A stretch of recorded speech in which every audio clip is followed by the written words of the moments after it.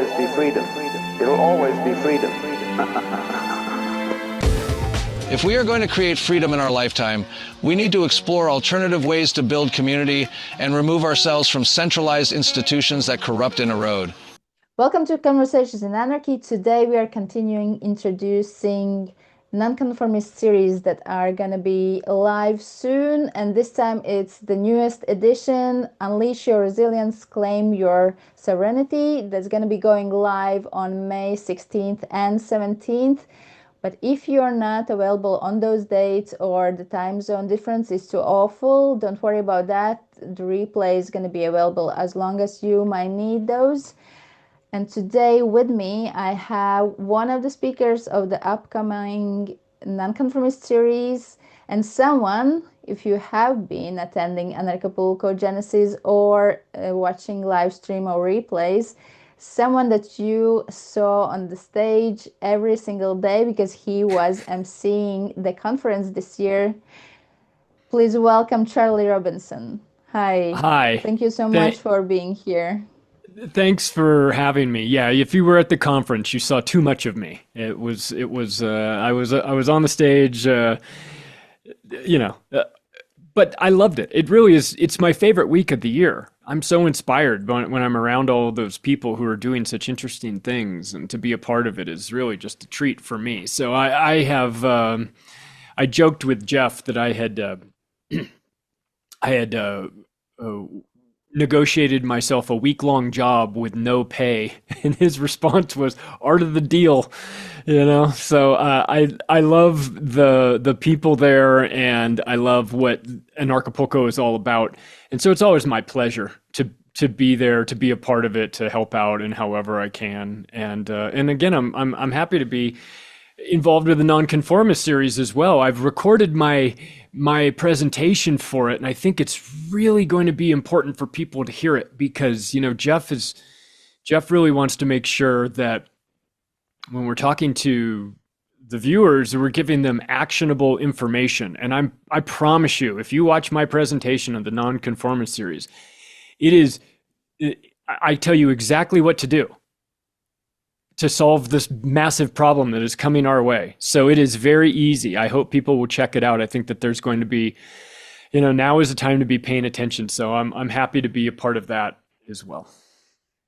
Yeah, I think it sounds like it's going to be a very exciting episode, and it's also kind of inspired of those events that actually took place just after the main event closed its door.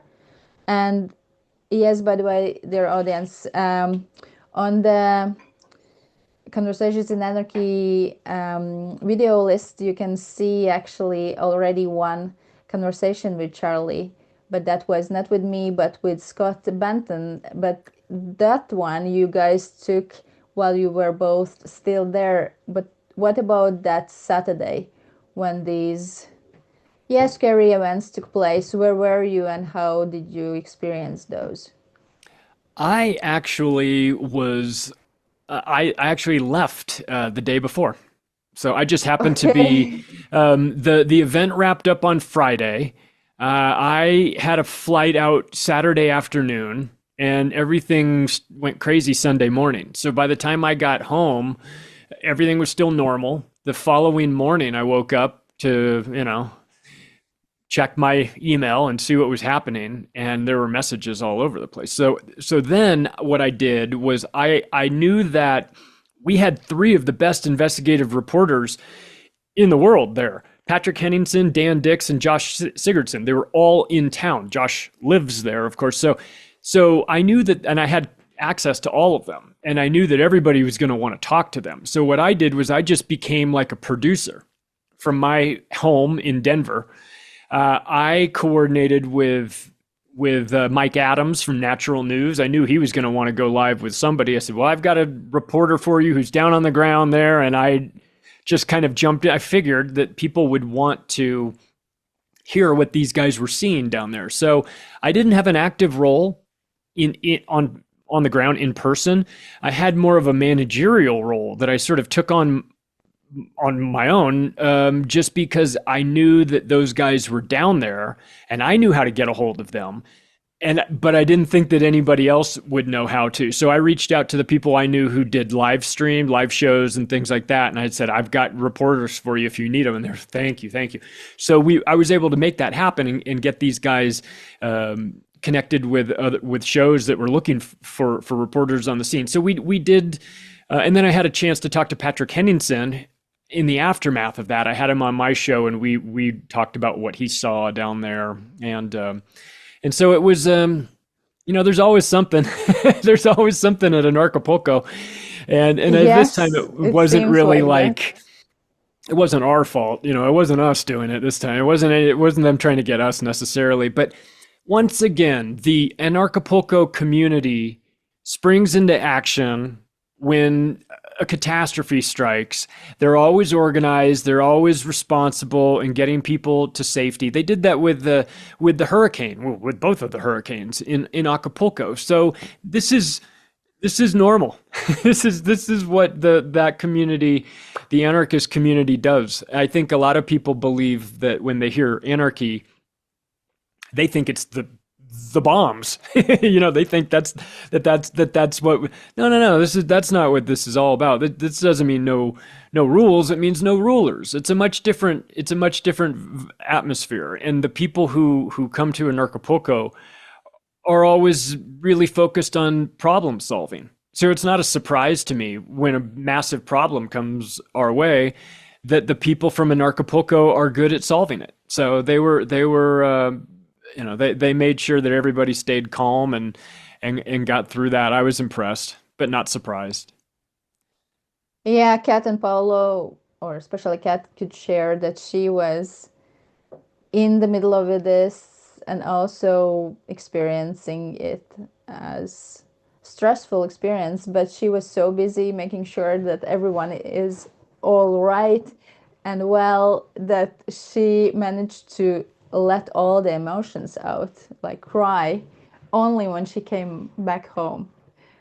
So in a way, it kind of supported her to be focused and I guess feel good about herself and the whole Anarchapulco team, because I have heard that some people, that have certain expectations how they would react in a situation like this, but then in reality they see that they are not, or they haven't done that how they imagine, that can be actually quite tough on them. So yeah, and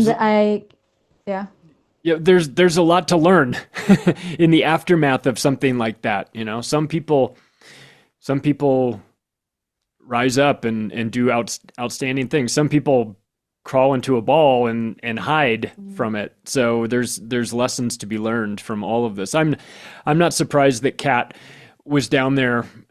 She's the mama bear, making sure everybody's taken care of. So that doesn't surprise me one bit. Yeah, me neither. But I know her for some years now. I can share that also being a part of the core team. I know Kat is working very much on principles that we all follow and that have been really valuable for us to be the team that we are. And yeah, so hey, Kat. You mentioned Scott. I did have a great conversation with Scott on about halfway through the conference. We were able to go to actually we left the conference and we were at an event for the Tesla Club and the Vigilante Insiders Club at a house, and we were able to set up there outside, and it was like a nice little barbecue going on, and maybe about 100 people. It was fantastic. I had a great conversation with Scott. He's really great, and I'm so thankful that he was our guest reporter during the conference. So yes, we have some great videos that everybody who wants can check. And he was my buddy from last year as well. He and I met the year before because we went to the same college. So we had that in common, and we lived in Los Angeles. So I had known him before we did the interview. I said, "Oh, good to see you again. We were hanging out last year. So one of the nice things that I've noticed about Anarchapulco is you get a lot of repeat customers, people that come back a second and a third and many years. And so you start to see some familiar faces. He was a familiar face that I saw there this year. Yeah, absolutely. It feels like a family. And this year I was not there and I missed it so much. It was awful.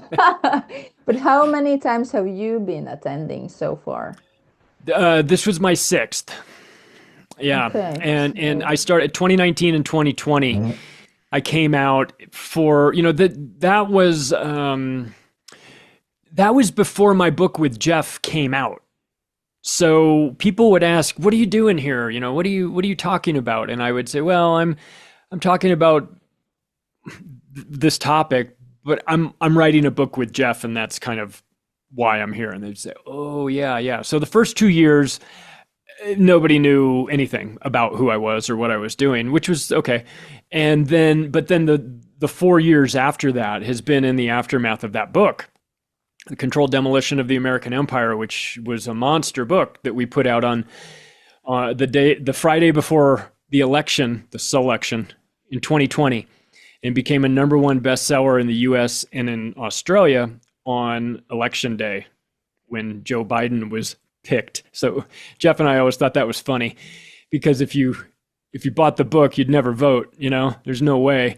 So for it to happen on that day was spectacular. So the last couple of years of Anarchapulco have been, "Oh, you're that guy you're that other name on the book with Jeff." It's like, yeah, that's me. So that's how Okay. I'm known by most people at Anarchapulco, the other guy on the book. Do anyone recognize you from for example, your podcast, Macroagressions? So yeah, that was kind of the funny part about it. Was a couple of years ago, my podcast had started in right around COVID, actually, March of 2020. I didn't mean to start it. I mean, I intended to start it in March of 2020. I just didn't know there was going to be COVID. So that's when we started. And then at Anarchapulco 2023, I was getting in a van from the Speakers Hotel, and I was saying hi to Patrick Smith, who was in the passenger seat, and he was the audio voice of our book. So hey, good to see you, Patrick. And I was chatting with him, and in the back of the van, this lady's voice said, "Oh my God, I know who you are. I listened to your podcast." And I was like, wait, and I looked to see who that was, and it was Dan Dix's wife.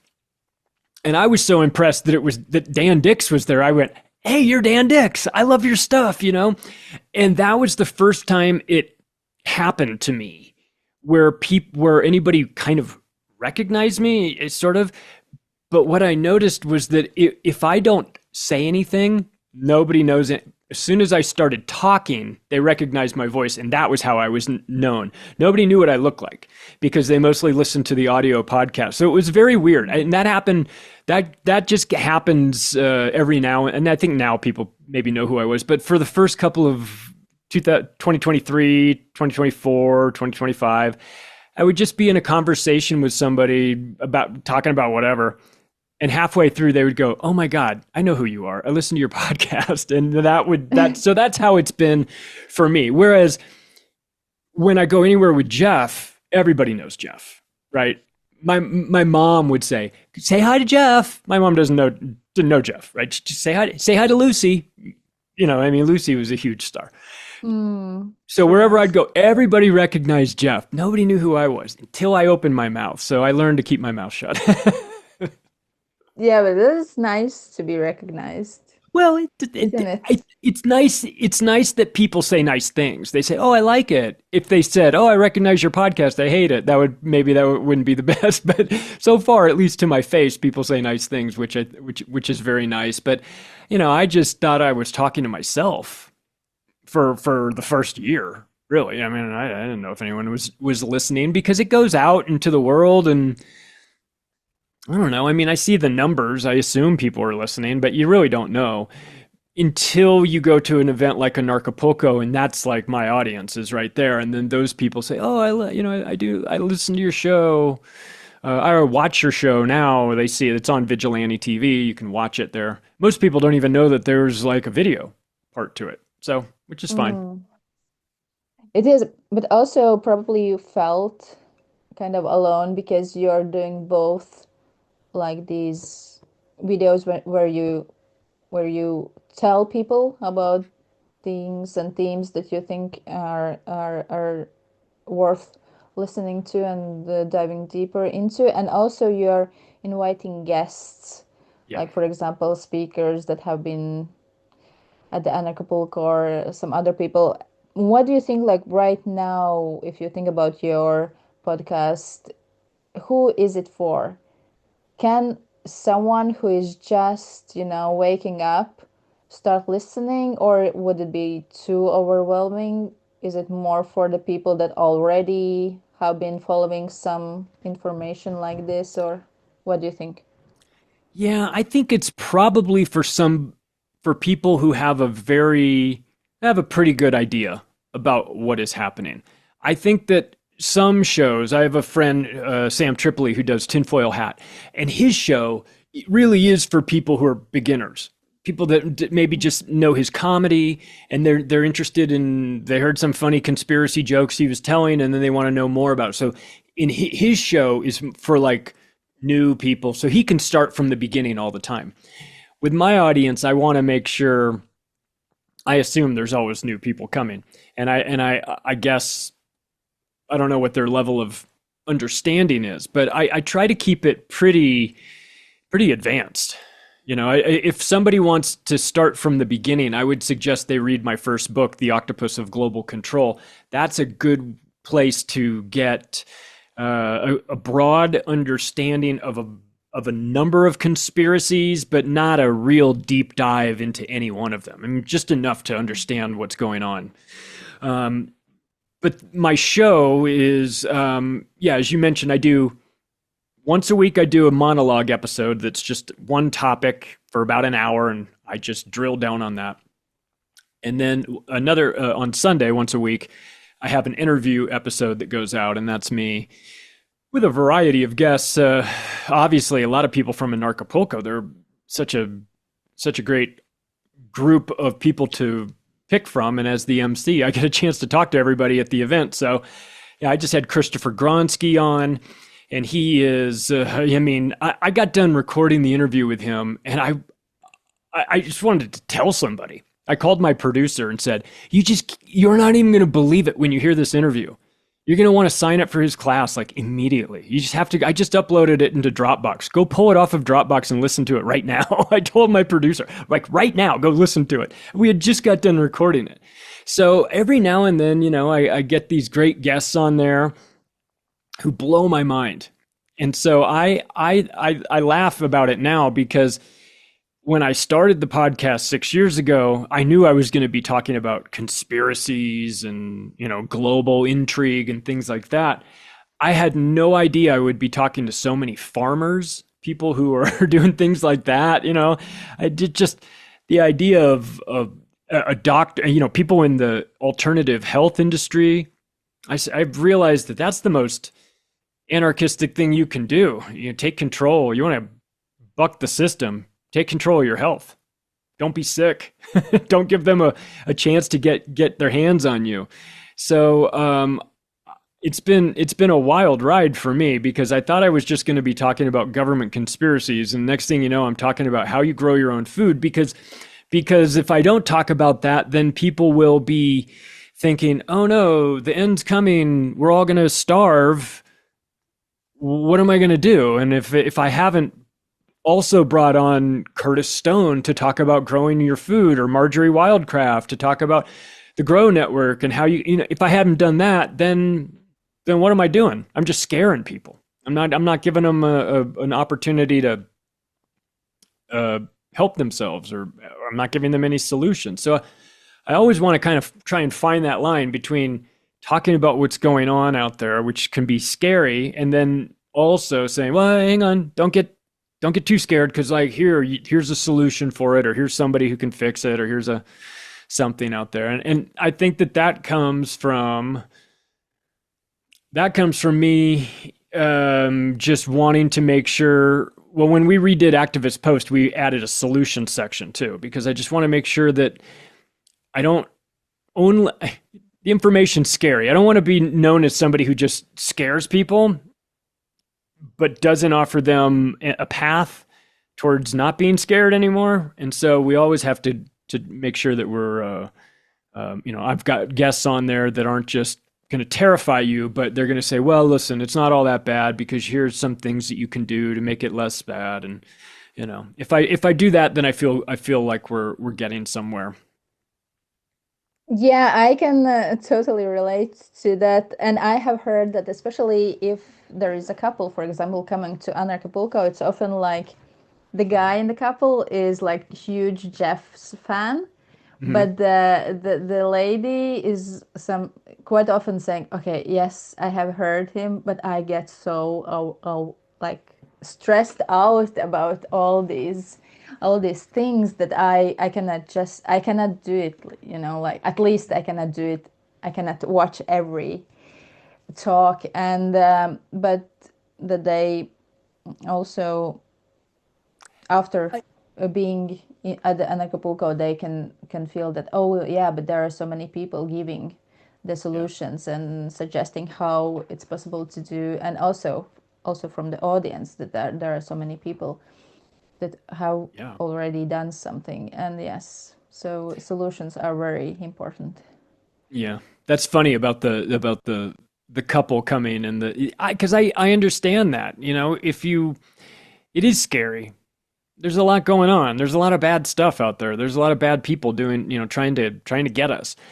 But once you get past the fear and you start trying to think about ways that you can navigate the situation, we have there. That's what Anarchapulco is all about. I tell people that it's it's the largest anarchist conference in the world, but it's really a health and wellness conference too, because there's so much of that going on. There's so many people there that are looking. The common theme that I noticed this year, I was talking to people. Why are you here? Why are you coming? Is this your first time? Just about every person that I talk to, a lot of people just come by themselves.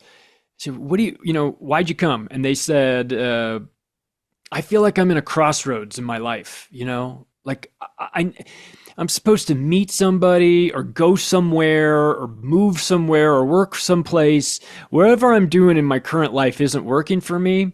And I want to go someplace and put myself in a position for good things to happen. I want to meet somebody. I want to hear about some device, hear about some company, maybe get a job, maybe, whatever. Some people are, living in Mexico in an expat community. I thought about that. I want more information. The people that come down to these events, that come down to Anarchapulco, I kept having that answer from people. I'm at a crossroads. I'm trying to make it happen. So I think that there's something powerful about that. But you can't do it from home. You can't sit on your couch and make it happen. You have to buy the ticket and take the ride. You have to get out. You have to go and do it. And when you do, magic things happen. It's just such an interesting place. Every year I can look back on a story about somebody I met that came right out of the blue, who I didn't think I was going to talk to, or paths crossed, and it changed my life. This happens all the time. And I'm not the only one that is having that happen to me. So I think for people that are feeling scared or sad or depressed that the world isn't the way it used to be, I know, I feel the same way. It isn't the way it used to be. You can feel like it's over, you can make yourself miserable doing that. But if you make a decision, next year I'm going to go. It's expensive and it's a pain to get on a plane. I know, but I'm just going to go, and then we'll see what happens. I keep telling people that are close to me, that people that will listen to me, you've got to come. You just have to come. It'll change your life. And I keep being proven right. it changes their lives. They say in the aftermath, or they're at the last day of the event, they come up to me and hug me and say, "Oh my God, you were so right. I'm so glad I came. I almost talked myself out of it, but there's your voice in my head saying, just calm down, just do it, just calm down and see what it's all about." And I can't even tell you how many people I've had do that and trust me when I say it's going to be okay, and it's going to put you into a whole new orbit. You're going to meet new people, do interesting things, and I feel very, I feel very positive about Anarchapulco and everything that's come out of that. But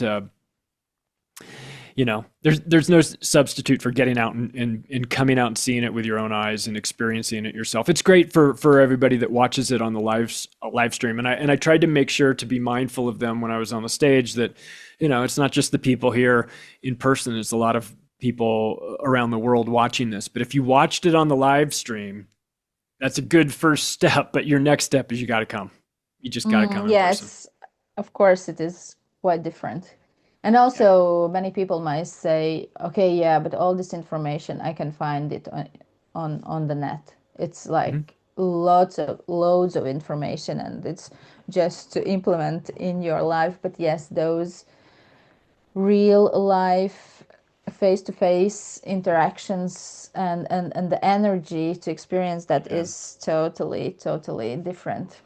Yeah. Yes, I And agree so much. they even have fun things like a speed dating.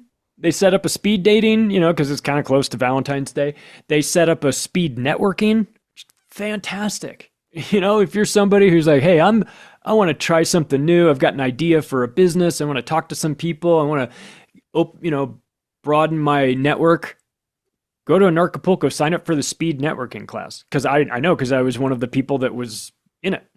And everybody rotates through. You get 5 minutes with each person. They do it on the first day of the event. Brilliant. You then spend the entire week kind of recognizing the people that you were just chatting with. And so everybody becomes like very friendly throughout the week. It's a great idea for people to. And yes, this information is out there. For sure. I mean, if you know who's coming to speak, you can dig into their website and pull a lot of the information out that they may be conveying at the conference. I mean, you can do that, but that's only part of it. And it's the atmosphere, it's the energy, it's the connections, it's the networking, it's the dinners at night. It's the stuff that doesn't happen on the schedule. It's all the good stuff. And I stayed at that party that night after we did the interview, and I remember the last shuttle that night was like 11 o'clock, and I was like, last shuttle, got to get on the shuttle to leave this party, go back to my hotel. And I thought, you know what? I'm in Mexico. It's 11 o'clock at night. I don't want to go to bed. And I stayed at that party till 2 o'clock in the morning with everybody, with Jeff and Raphael and Gareth and Stu Peters and all these guys, and had a moment, had a 2-hour experience there with those guys late night, a conversation that I will never forget for the rest of my life. So like, how do you quantify that? How do you put a price on that? I know how much the tickets cost, but how do you measure that? How do you measure an experience that while it's happening to you, you're saying to yourself, I'll never forget this? That is just so powerful. So yeah, you can get the information online, I suppose, if you wanted to, but that's only part of it. Since you're mentioning Jeff and Stu Peters and yourself, I need to ask this one question that has been criticism to Anarchapulco conference, and this is the Jew narrative. I know that some of the people that have been attending, some of the speakers that have been speaking previously but have decided not to come anymore, that themselves are Jewish, they have felt that this narrative is too overwhelming and too negative, and that they have been experiencing that, okay, I am Jewish, and then I feel like, should I feel guilty about that? Should I feel Like, should I feel bad about my religion, about my yeah, everything that I have been practicing, Mhm. or even if not being practicing, would it be possible, in your opinion, to kind of somehow, not to say like, yeah, those are the Jews or those are them, but call them more like Zionists? Or because you have mentioned that yourself on your podcast, that Zionist can be someone who is not Jewish. Yeah, It can be someone, another nationality, and as we all know, like every nationality have a wonderful people and awful people, of and course. that's just how it is. Yeah, how do you feel about this? Yeah, when Stu's presentation in 2025 was pretty aggressive. His presentation this year was very measured. It was a lot different, and frankly, I thought it was better this year than it was the year before. I thought more people were willing to hear the message and not the anger. And so I think there's ways to do it. There's ways to talk about it. Yeah, Zionism and Zionists, you don't have to be Jewish to be a Zionist, and being a Zionist is a political designation. It's not, so it, there's I think there's ways to do it. It's a dilemma that I think people face, because my personal dilemma is this: I grew up in California, and half of my friends were Jewish. They still are. They're still my friends. And they're not like that. They're not bloodthirsty maniacs. They're not talking about, greater Israel, but they don't know anything about it. They're not interested in that. So can I say all Jews are? No, of course not. I could never do that. But because I know I have friends that aren't like that. So it's always, people will feel targeted. Like if you don't clarify that in your presentations, if you start to say everybody in this group does this, well, you're in real trouble there, because there's always exceptions to that. So we have to walk the fine line between identifying what's going on, talking about what's going on, and not pulling our punches, and not saying, oh, we were not going to talk about that because it's going to hurt some people's feelings. I'm not worried about hurting people's feelings if it's the truth. But there's a way to do it where you don't come across as overly, where you don't come across as just being a jerk about it. If you lay out the information and you present it with facts, some people will connect with that. Some people will never listen to it, no matter what you say, no matter how many facts you present, simply because they feel like they're in a particular group that you're attacking. And it could be Jewish, it could be Jews in this particular case, but it's not limited to that. It could be any group. So sometimes you can explain it to people, what you're trying to say, and lay out the facts in a logical way and say, here's what I'm getting at, and here you can fact check this, and this is what I'm talking about when I say the Zionists are doing this, this, and this, right? Some people, you can just lay it out and they will say, oh, I understand. And other people, no matter what you do, they'll never hear it. So, I thought that the messaging in 2026 was at Anarchapulco was, I'll put it this way. If there were any speakers who had been speaking in 2025 and didn't speak in 2026 because they were concerned that there would be a negative, like a very anti-Jewish vibe there, I don't think they would have felt that way. I didn't feel that way. I didn't see that as a theme. I might not be the right person to ask, but it didn't feel that way. But again, I don't know what goes on with the invitation. I don't know about who gets invited and who doesn't get invited, and who gets invited and declines the invitation because they felt like it was a bad vibe the year before. I don't know. But I do know it was controversial in 2025. It really was like, it's a very healthy environment, and that one presentation kind of like spiked everybody's cortisol. Like people were very, like it was a big deal. It didn't feel that way at all this year with anybody's presentation. Okay. There wasn't a presentation that came in and changed the mood or anything like that. The mood was scary.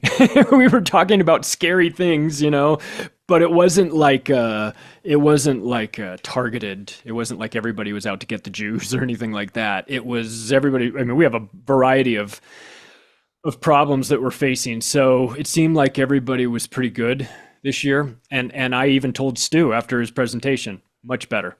In my opinion, much better. I know, because I had to follow him this year. So I was like, I told him, like, hey, man, be careful up there on the stage. I got to follow you next time. If they're throwing Molotov cocktails at you, I got to go next. He's like, that's all right. I'll be good. So. Okay, that's good to know. But talking about the activist post, there are journalists that are independent and are talking about what's really happening in the world. And how do you decide who is trustworthy and who is not? Yeah, well, it's an ongoing process. I think it's people over the years whose work I'm familiar with, who I'm comfortable republishing. The way I see it is Activist Post is a independent news website that was started in 2010. I loved Activist Post. I read Activist Post for years and years and years. And one day in the summer of 2024, the guys from Activist Post reached out to me, and they said, we've been doing this for 15 years, almost 15 years. We would like to do something different, but this website, the Activist Post, means a lot to us, and we don't want it to go away. We'd like for it to be in the hands of somebody who will take good care of it. And we would like to know if you would be interested in buying it.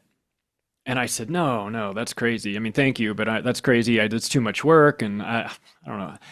I don't know if I should, could do that. And about 2 days later, I was rethinking it, changed my mind, and decided, I would.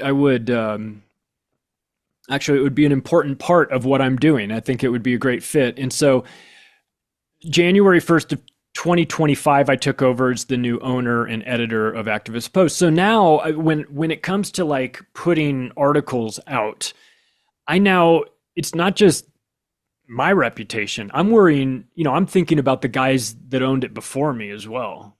I don't want to do something that tarnishes what they built. So it's a little pressure on me from both sides in terms of like, all right, I don't want to put somebody out, I don't want to republish somebody's article who's a grifter or somebody who's working for the CIA and I didn't know it. Like I have to be really good. I have to be careful.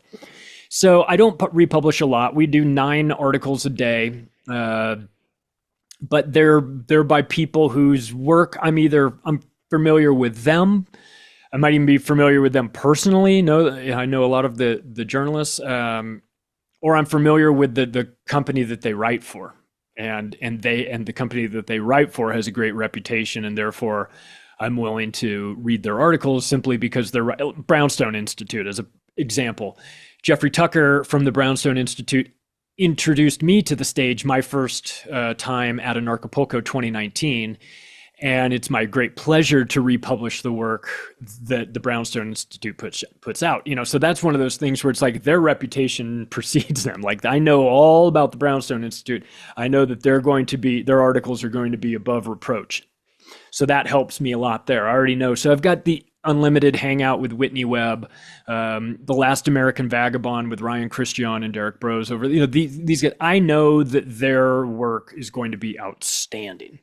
And then, so I've got these core group of writers that I can count on. And then outside of that, I'm always interested in new people, and then and people who either submit articles or people whose articles I just catch out there and go, wow, this is great. Who is this writer? Let me find out more about their work, and let me dig into where they've worked before and make sure they don't still work for the CIA or something like that. I don't want to make a mistake with that. So it's been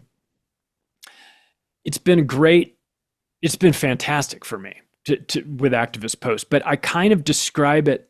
I was describing it to someone yesterday as, I'm the editor, but I don't have a team of writers who work for me, who come in and say, hey, read my newest article. Tell me what's good and tell me it doesn't work like that. I don't have that. So I just what I'm doing is I feel like I'm like a radio DJ. I'm just picking the songs, I'm not singing them. I'm not writing them. I'm just saying, you should listen to this song. You should read this article. You should read this article. This is amazing. And I pick the order in which they go in so that I don't have too many that are all about one topic. I make sure they're spaced out. And so that's what I have decided, was that when I started in 2017, I was writing books, still am, but the books take 2 years or more to write. And then as soon as it comes out, the clock starts ticking on all that information becoming irrelevant. Like as soon as it goes out, you can't change it. So the books come out, it's like every 2 years. My podcast now comes out, now it's twice a week. I can talk to people twice a week. Activist Post comes out, now it's 9 times a day.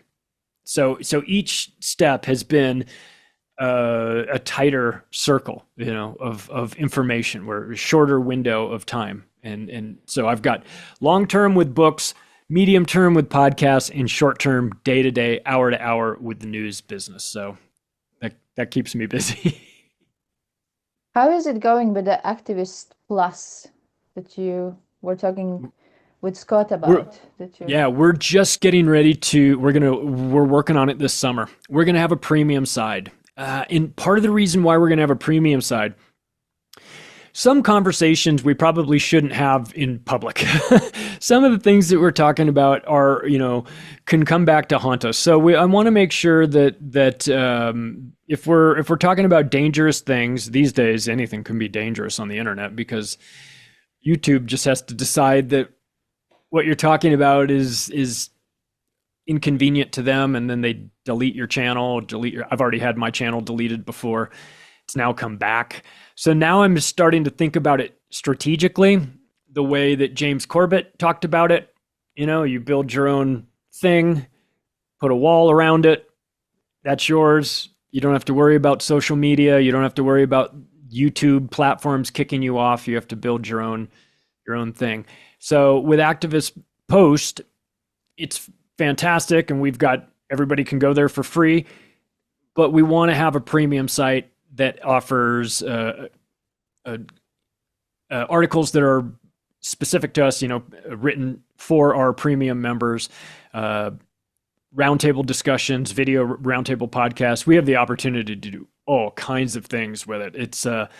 It's going to be a real opportunity for us. So we're working on that this summer. I'm wrapping up my 4th book right now. I'm hoping to get that done and out later in the fall.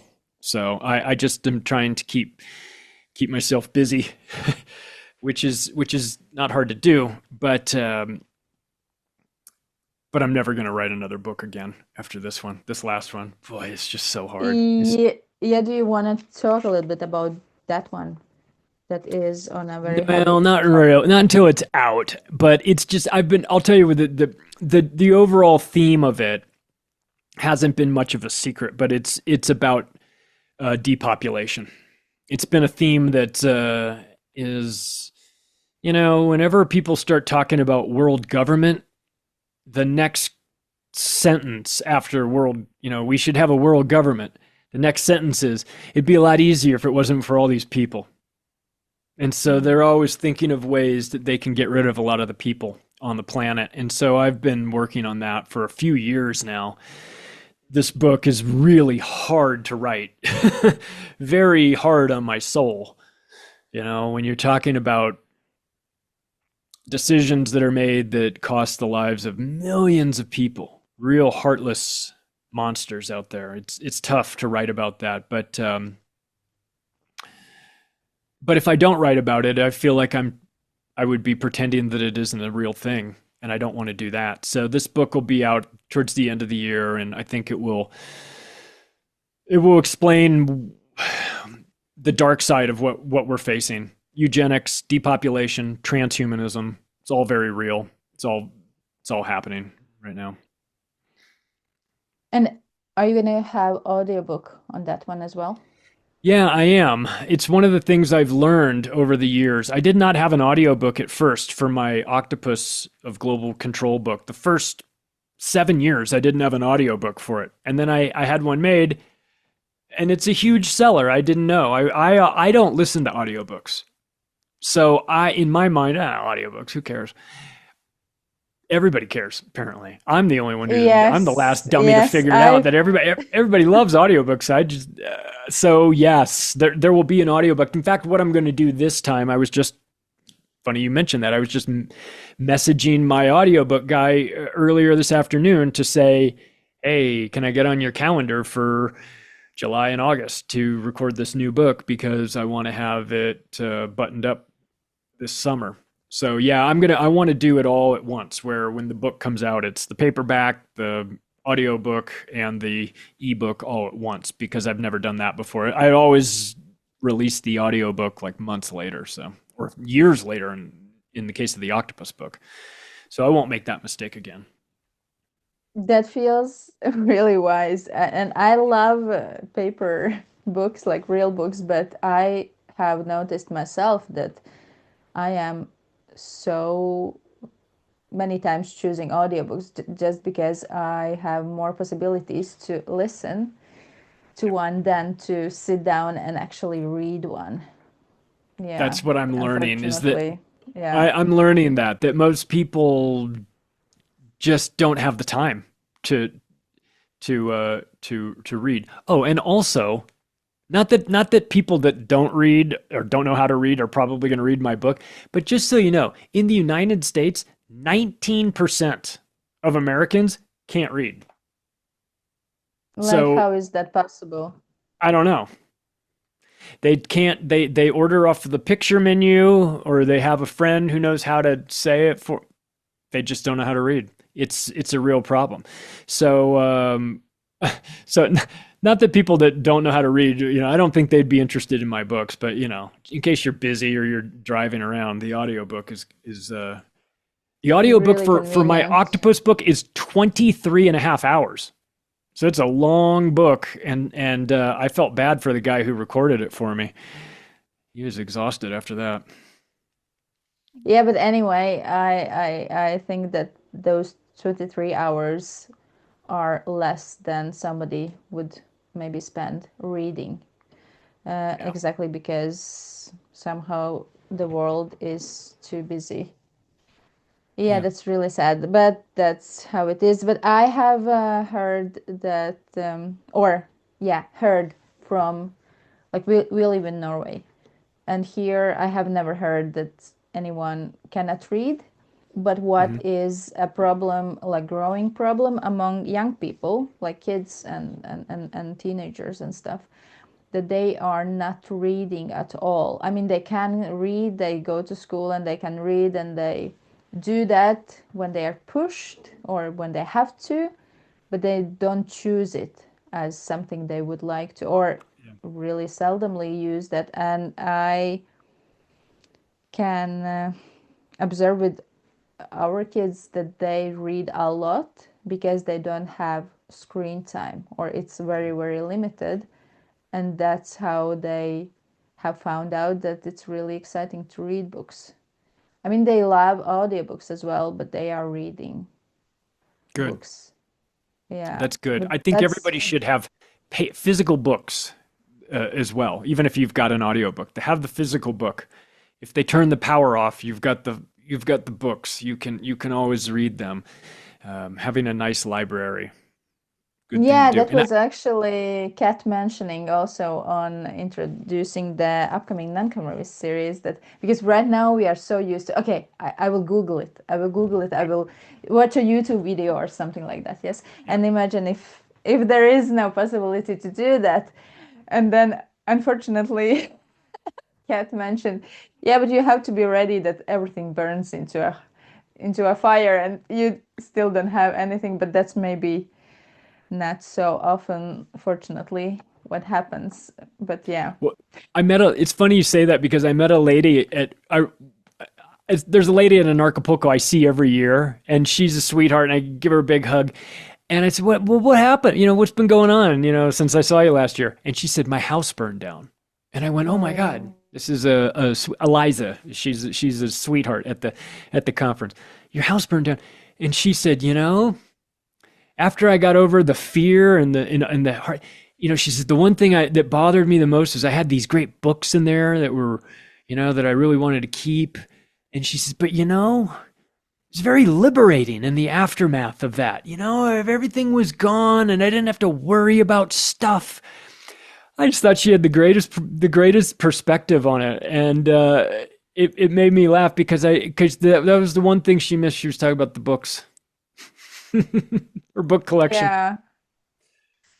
Yeah, but I can relate to, I have not experienced anything like this, and I hope I will never do that, but I can relate to being in a way relieved of all the things that we have in our houses that can often be as a burden than actually a tool or something to enjoy. One more question that I want to ask you about the information and what you have been mentioning in your podcast a lot is IQ level of someone.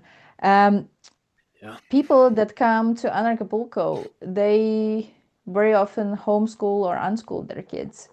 And I know that you have a daughter. I don't know how old she is, but how you, for example, as a father, how can you decide or know that the education she gets is good enough and that's gonna bring her the perspectives that she needs later in life to her? Well, I'm always watching. My daughter is she's 14.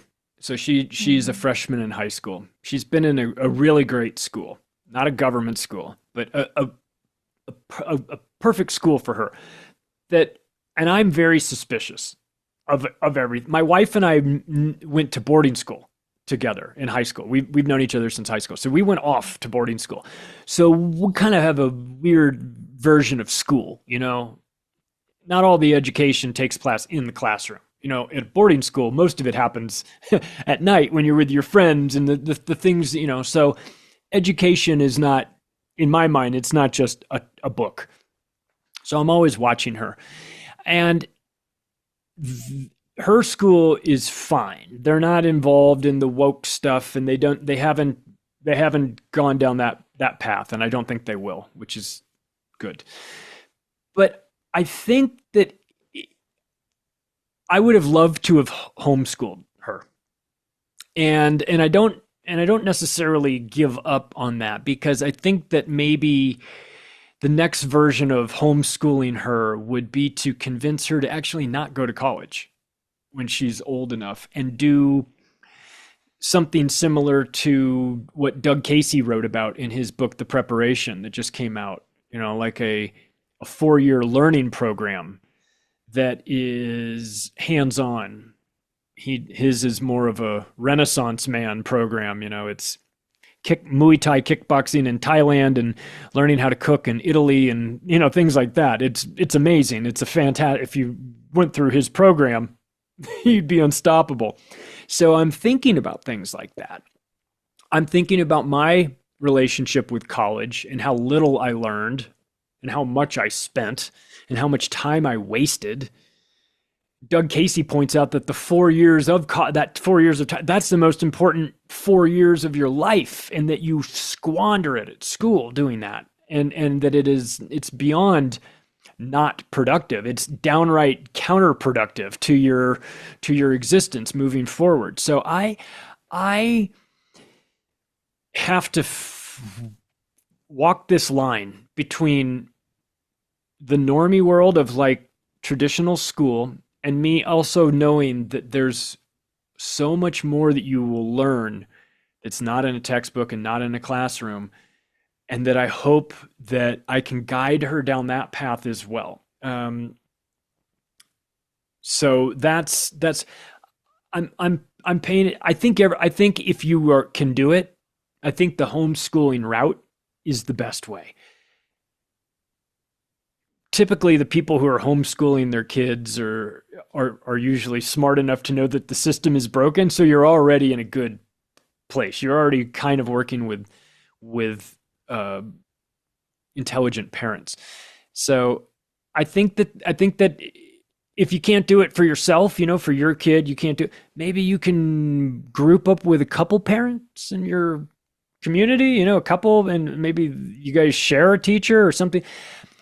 There's ways to reimagine education. And the idea of the Rockefeller compulsory schooling, where you sit in a desk that's in a line, lines of desks, and the bell rings when the class is over, and then you go to the next class, and then the bell rings when the class, and then the bell rings when the day is. That was set up to mimic a factory. And that was designed so that all these kids would go to school, and and when they were done with school, they'd go work in the factory. It'd be just like school. So that's why it was set. Now, knowing that, whenever I go into her classroom, I'm looking like, do you guys have your desks in straight lines? Are you trying? I mean, they don't. So I'm okay with that. So I'm watching all these little things, but that's because I'm paying attention and I'm focused on that. But I'm fearful for the majority of parents who don't know what to look for, probably. And if they think that, oh, I'll just send my kids to school and they'll get educated and then they'll be fine. No, you can't do that. You have to be in charge of your kids' education as well. You have to have a role in it, and you have to participate in it. You cannot outsource that to the state. It's a catastrophe. Your kids will come back out of that school as communists. They'll be insane. They'll be believing absurdities. I look at my history book. I think about my history books when I was in school. Everything I learned in there was a lie. Why did I even bother? But I have to make sure that my daughter is getting an education, but I can't just outsource that to a school and say, okay, I'm done here. That just that'd be a problem. I think you always have to be, as a parent, you're the teacher. You're always a teacher. People say, oh, could never be a salesperson. It's like, we're all in sales. You met your girlfriend. You had to be in sales, right? You're like, oh, I'm not a teacher. Yes, you are. You're a teacher as well. If you're a parent, you're teaching your kids, okay? The question is, you say, oh, I'm unqualified to be a teacher. Well, look at half the teachers out there. They're unqualified to be teachers too. So that's not you can't just use that can't be the only thing that says, oh, I can't do this. I think people can do a lot more than they think. When it comes to educating their kids, sometimes the best thing you can do is just be involved in their lives, and so that they know that you're there. So if something goes wrong, you've got their back, because a lot of kids struggle when they don't think that their parents are even there for them. So, but that's not a problem that we face in the anarchist community. I'll tell you that, because from when the time I spent at the kids camp talking to them, we were talking about, those kids are going places.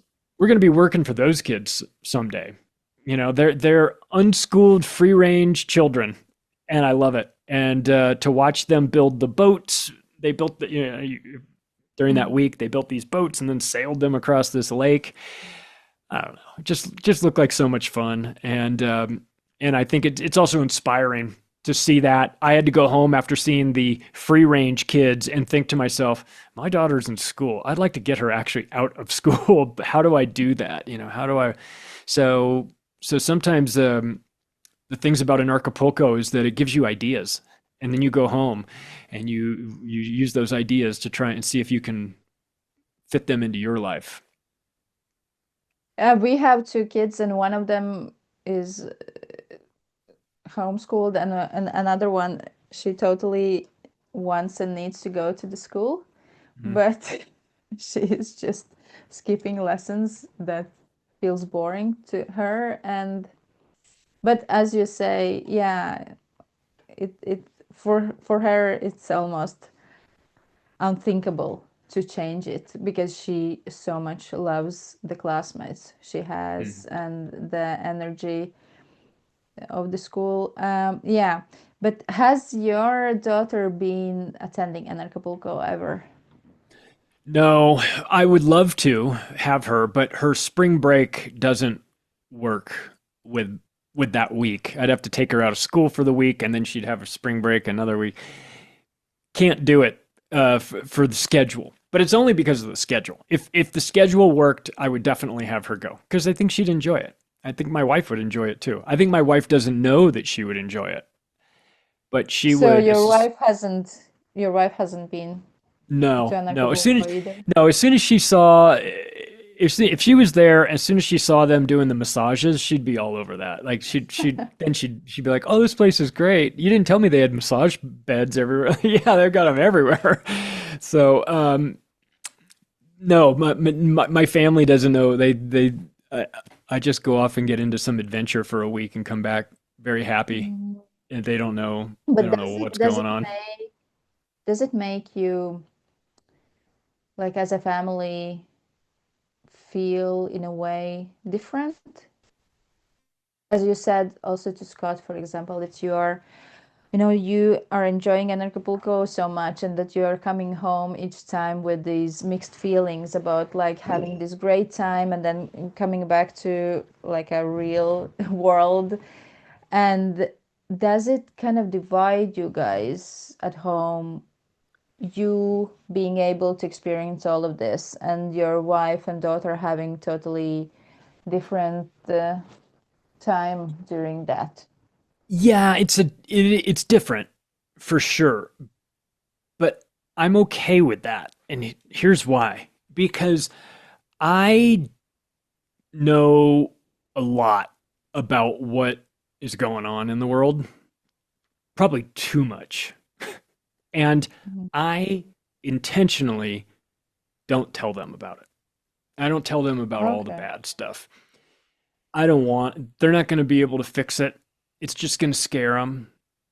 They're not going to process it the way I process it. It'll just make them feel like hopeless.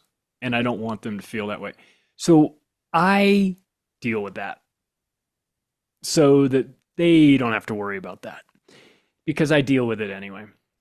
And so part of me doesn't want them to go hear the presentation, they go, "Oh my God, it's this bad?" Everything's fall. They've watched 5 days of presentations. They'd be like, "Oh my God, we're in real trouble." So I don't want to scare them too much.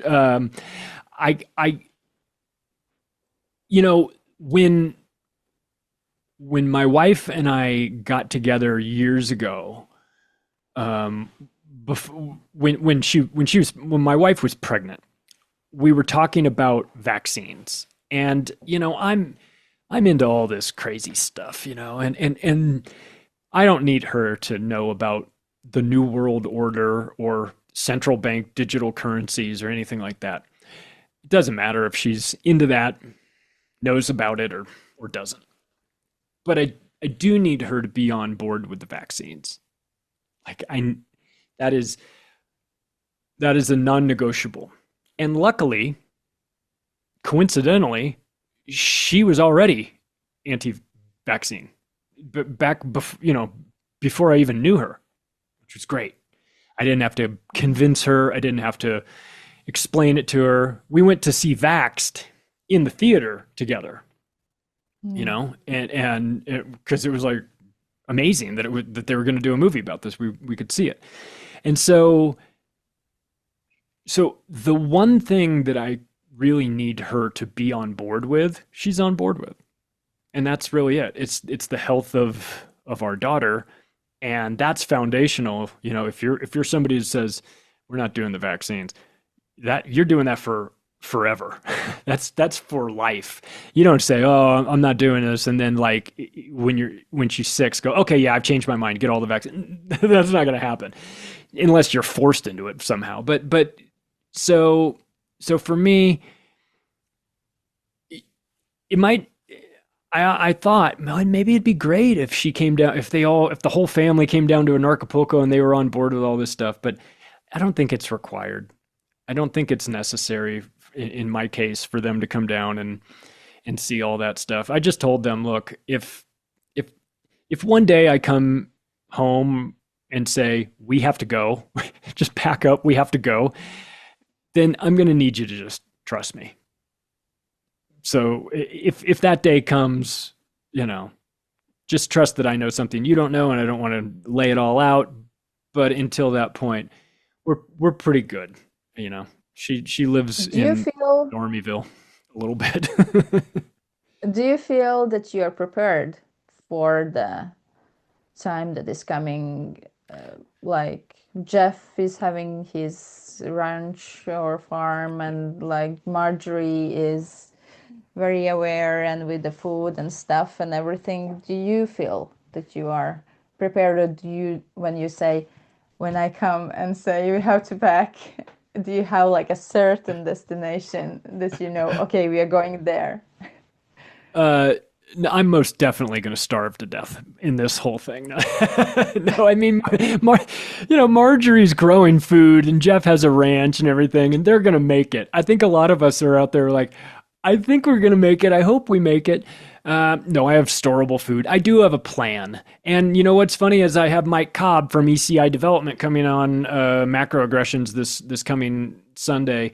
And he's talking about a plan B, you know, if you need residency in foreign countries, if you have, if you want to get, you know, if you need to buy a house in Costa Rica or Nicaragua or Panama or Belize, they've got you covered there. So yeah, I've been thinking about this for quite a while. I don't think I'm not as prepared as I would like to be, of course, but I think when you start the process of going down that path of getting yourself prepared, buying food and doing the, you know, all the things that you need to do, get your money out of the bank, having some gold, having some silver, the act of doing that, just doing that, getting ready for it and thinking about it and putting things away, just doing that makes your life better. Just starting that, even if nothing bad ever happens, you have storable food, good. You know, you can keep it for 25 years. Usually it's fine. You have gold coins or silver coins, or you have your money out of the bank, good, fine. If nothing bad ever happens, you're still fine. All these things are good to have anyway. So when you start to prepare, when you start to do these things, it changes your mind, changes your mindset. You start to think, you never want the bad thing to come, but if it comes, you feel like you're ready. And so I'm making progress towards that, but I don't have everything. No, the final destination, goal, I think, is what Mike Cobb and I talked about, which is his future project with Curtis Stone, which are farmsteads in Belize, a network of farms, a big group. He's bought 1,000 acres of land, and they're going to subdivide these into small farms. And I thought, oh, that's great, because I used to have land in Belize, so I love Belize. And so things like that, you know, am I totally prepared? No, if the lights went out tomorrow, I'd still have a lot of things I wish I had done. But I'm more prepared today than I was a year ago, and I'll be more prepared a year from now than I am right now. And so that's a process. It's like people ask me about like anarchism. It's like, it's a process, you know. It's like you don't become an anarchist. You don't get a certificate or anything. It's like, it's a lifestyle. It's like an ongoing thing. You're working towards an anarchistic life or mindset, you know. You're not really there necessarily. You're on the way. Everyone's at a different place on the path, and we're trying to get there. So I'm trying to get prepared in the same way I'm trying to live an anarchist lifestyle, you know. But as Max Egan said, sometimes you have to have one foot in and one foot out, you know. So sometimes I gotta keep my foot in. One of the things that one needs in both in and out is the health. And you are one of the people that are actually paying good attention to that, in my impression. Yeah. Is that true that you were the one actually introducing Anarchapulco to Tim James and Christian Yordano. Yordnev. Yeah. Yordano. Yeah. Yeah.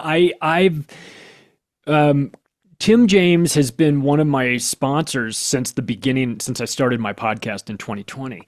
And he's got a company called Chemical Free Body, and I'm a healthy guy. I'm an athletic person, and I'm always working out, and I'm always trying to see if I can improve my body, physical body, mental health, all that. Just tinkering. And I really liked their products.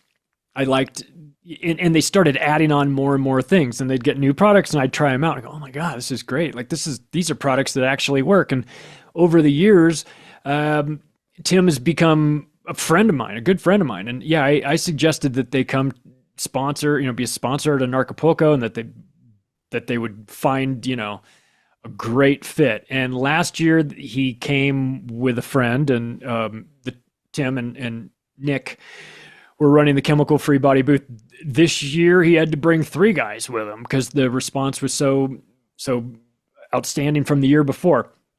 So I think that's what I learned, is that the most anarchist thing you can do is to be out of the system, out of the medical system, to be healthy and not dependent on them. And if you can do that, you're just so much better off. And in doing that with Tim James and forming this relationship that I have with him over the years, I wound up meeting Christian Yordnev. He came into my orbit, and I said, yeah, man, you remind me of an old friend of mine, and we started to become friends, and we were friends for a few years. When I turned 50, I said, I want to run some baseline tests on my, just to see where I am. I feel good. I feel like I'm in pretty good shape.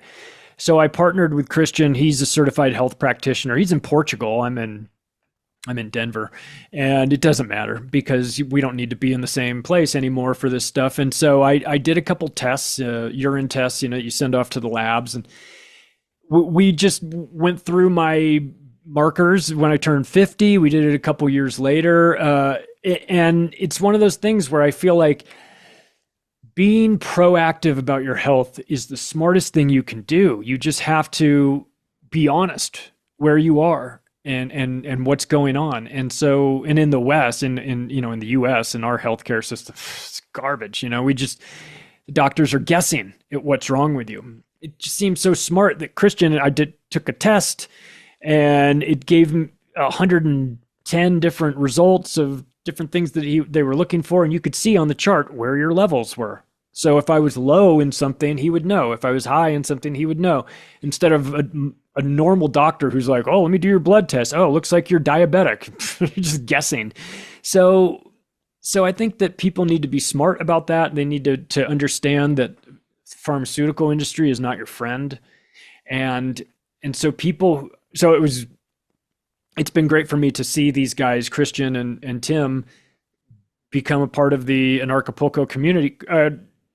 Christian Yordnev just got back from speaking in Serbia with the Liberland people. He just got invited. He just told me today. Yeah, he said he's going to be speaking at Liverpolco as well. So good. I'm glad. If when you're sick, you'd give anything to feel healthy. So just don't get sick. Just get yourself to a place where you're constantly in good health, and you just don't allow these small problems to turn into big problems. That's what I love about Christian, is that I've sent him off to a dozen people I know at least a dozen people who are working with him right now. One lady came up to me at an event in Nashville last year. She goes, oh my God, I got to talk to you. I got to bring my husband over here. He's working with Christian, and Christian he saved his life. He couldn't walk. His legs were all swollen, and he's with Christian. And so anyway, here comes the husband walking over to me, and he gives me a hug, and he's in tears. He says, Christian saved my life. I go, what are you talking about? Tell me what you're talking about. I had no idea. He checked all this and did all my levels. He asked me one question. What do you eat cashews? He goes, yeah, I eat cashews. I've got an entire container of cashews under my desk. I eat it all day long. I love. Christian said, you are deathly allergic to cashews. You need to stop eating them immediately. This guy would have never known that. This is the one thing he loves in his life. He's eating it like listening to this guy tell the story, I just thought his doctor would have never figured it out. His doctor would have been, try this pill, try that pill, try this pill. Why are your legs swelling up? His legs were swelling up because he was allergic to cashews. That's what it was. And Christian figured that out in one day and saved this guy's life. Well, maybe didn't save his life, but the guy thought he saved his life. And so I think about that a lot. And I think about boy, if you're out there and you're sick and you feel like there's no solution, it's probably something going on in your gut. You probably have a parasite or you have some sort of infection. And then you could take some probiotics that are just capsules. If you get the right probiotic based on to match the infection that you have, that Christian's paperwork will tell you, that then you can get rid of it right away. Boom, problem solved. So when I see this work in my life, I see it, examples of it happening in other people's lives. I had to get Christian in touch with the people at Anarchapulco. I just had to. It'd be a shame on me if I didn't, knowing that what he was doing for people. These people were feeling so much relief afterwards. So yeah, it's turned, like I said at the beginning, I thought I was going to be talking about government stuff, and I'm talking about farmers and health. And it's because if you don't have good health and you don't have the proper food, you're going to be sick and miserable. So it's funny how my journey has come, thinking that I'm writing about government malfeasance, and I'm writing instead about how we have to grow our own food or we're in real trouble. So. And you that don't like no vegetables, as I heard, that you're not really the vegetable person, I mean. No, I'm not a vegetable fan, which is funny because, I'll drink these green drinks that Chemical Free Body makes. And my wife looks at me and she just goes, I cannot believe this is happening. I just can't believe you drink these green drinks. You hate vegetables and you'll drink she wouldn't drink the green. I would say, try this green. She goes, oh, I don't like it. Now they have an apple flavor. Now it's fine. But the regular flavor one, she'd say, I just cannot believe that. I go, I don't know. It doesn't taste bad to me. I actually kind of like it. I don't know what to. So that's been my vegetable supplement has been Green 85 accidentally. I mean, better that than nothing, I suppose. So. I remember last year when I first tried this green juice of Chemical Free Body, I also struggled first times with the taste. It felt like this really weird, sweet and kind of yeah. But I can say that right now I totally can enjoy it. But I understand from Tim James that there are not so many people that kind of go over that phase where they are like, oh no, it doesn't taste so good. But then lately, after. They are okay now. Actually, it is good when you get used to it and the taste. But what do you eat then? I mean, do you eat mostly carnivore diet and just drink this green juice or what? I don't eat a ton. I talked to somebody else about this. I thought I was the only one, and then I was talking to a guy I met, and he said I do the same thing. I'll eat, if it were up to me, I'll eat one meal a day at about 3:00. That would be, I'd drink Green 85 in the morning, and then I would have one meal. When my wife and daughter go out of town, during the summer, they'll go on a trip and I'll stay at home writing. If it's up to me, I'll eat one. And it'll be, chicken, steak, whatever, meat and carbohydrates. I eat whatever I want. I eat ice cream every night. I don't care. I go to the gym every day. Doesn't matter. I can. Christian has called me Christian has said that I should be studied. That he's looked at me and he said you should be studied. But so I'm I'm an anomaly in that respect. But I do try to eat I try to eat as much protein as I can. But I'm not the thing about the green 85 is it does make you very hungry. So if you drink one of those in the morning, you're just kind of not hungry. I almost have to force myself to eat sometimes because I'm not thinking about it as much. So for people who do have people who are overweight, green 85 is like a miracle drug because they'll eat half as much and they won't even notice. But for me, it's kind of a problem. I have to make sure that I do eat, because if I don't, I'll just kind of forget, which I know is crazy. And people hate it when I say that like I forget to eat. My wife goes, "How do you forget to eat?" I just get busy and I forget. She says, "That's nuts." She says, "I wish I could forget to eat." That means that you have a exciting life.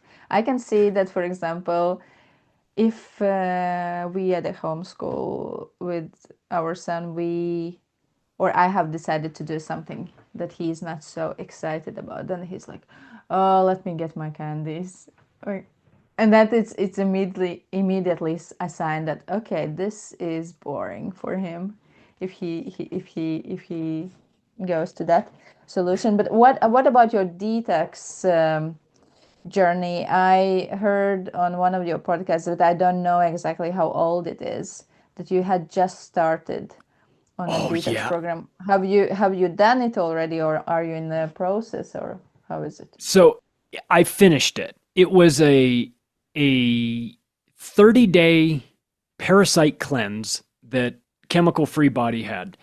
And so it's the same thing that I'm kind of used to. It's green 85 in the morning, but then there's a couple capsules that you take, and then there's a couple liquids that you take, but real easy. That doesn't take very long to do it. And it's 30 days, and it's supposed to, really kind of get the parasites out of you. And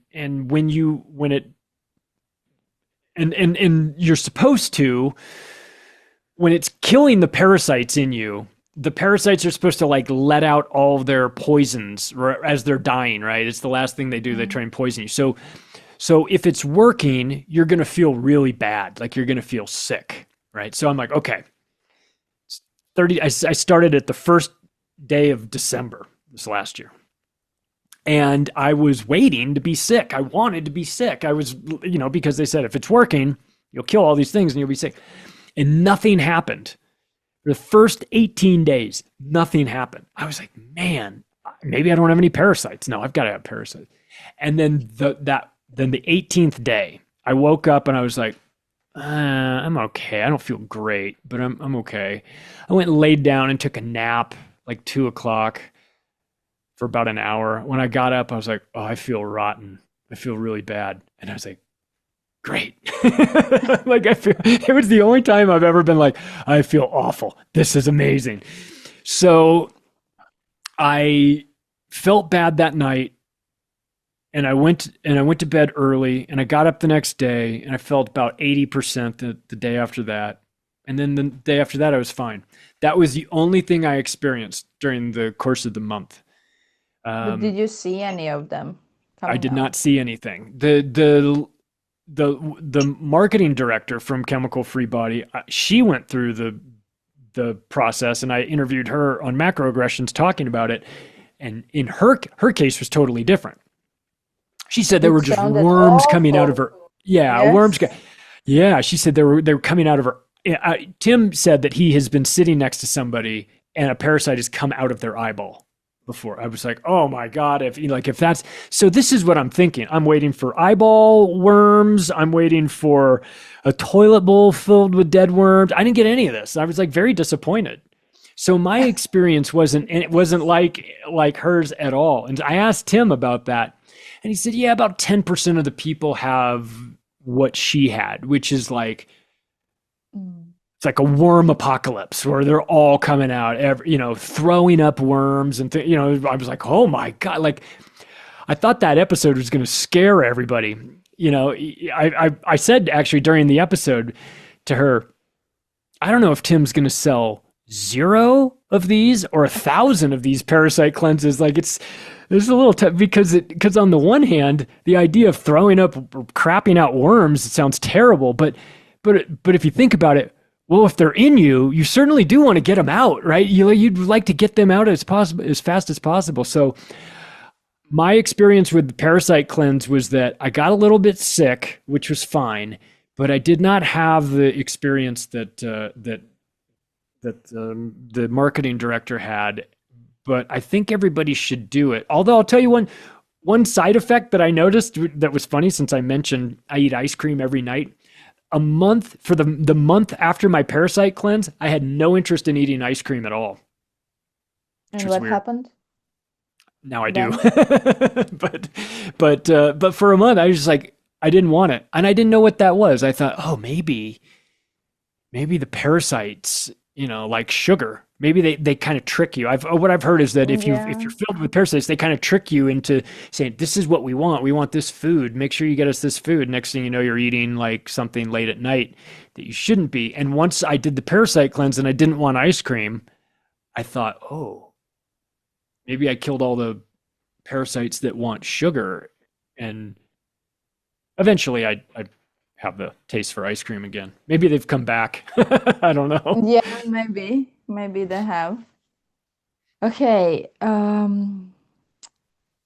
Is there anything that we haven't discussed that you would like our audience to get to know about, or I think that people who hear about anarchy, that word, it's very scary for them. And I hope that people will understand that there's a beautifulness in this. It doesn't mean no rules. The people that go to these conferences, the people who they have their own set of rules.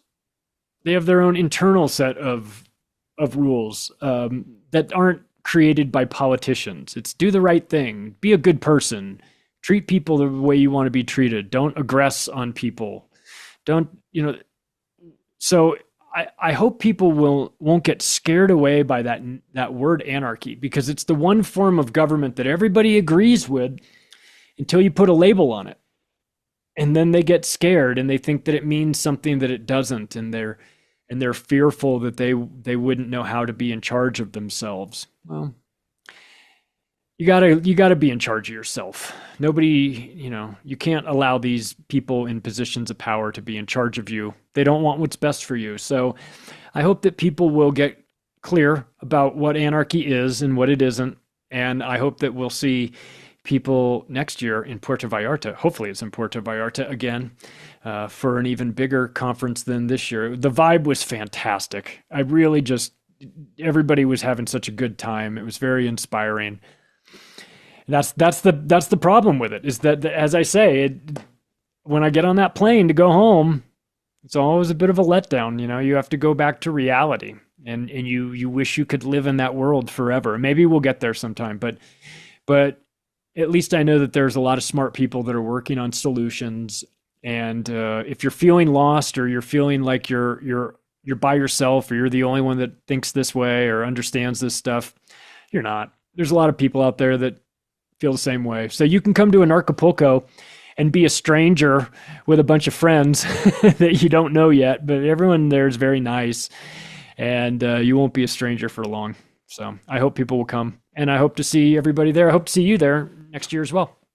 Me too. And absolutely, dear audience, you should absolutely come to Anarchapulco, but until then, you should absolutely check out the upcoming Nonconformist series, because it really sounds it's gonna be something really worth it. So check it out on anarchapulco.com, and for now, peace, love, and anarchy. Thank you so much for watching.